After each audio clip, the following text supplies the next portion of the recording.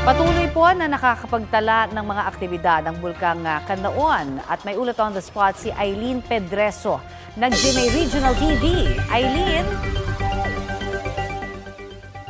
Tony, magkahalong kaba at pangamba ang nararamdaman ngayon ng ilang evacuees dito sa evacuation center sa La Casillana sa Negros Occidental matapos na naman bumuga ng usok ang bulkang Canlaon kahapon.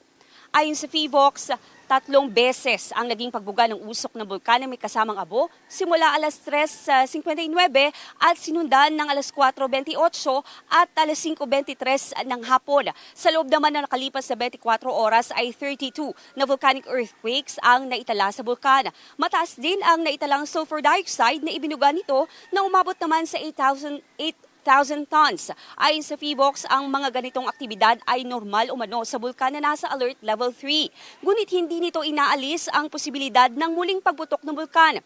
Patuloy naman ang paalala ng PHIVOX sa mga residente na nakatira sa mga downstream barangays na maging alerto. Sakali kasing umulan ng malakas, hindi lang mud stream flow ang maaring maranasan ng mga residente, kundi lahar flow na ang posibleng idulot nito. Asahan din daw ang mas makapal na ash deposits o mga natipong abo na posibleng sumama sa pagbaha sakaling sumama ang panahon. Muli na namang itong ikinabahala ng mga residente ng bayan ng La Casillana, pati na rin ang mga evacuees na nasa loob ng evacuation centers.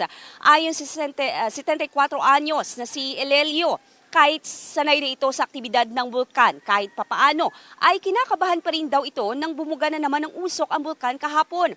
Pansin din daw nito ang pagbagsak ng kanyang katawan, dulot na rin ng magkahalong kaba at pangamba. Kaya maaga pa ay naglakad-lakad daw ito at nagpahangin muna para maibsan ang pag-aalala.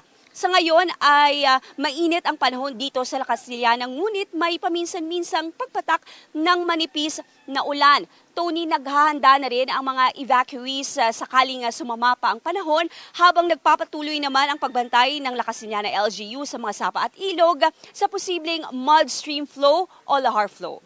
Yan muna ang latest mula dito sa La Casillana. Balik sa inyo dyan, Tony. Maraming salamat, Eileen Pedreso ng GMA Regional TV.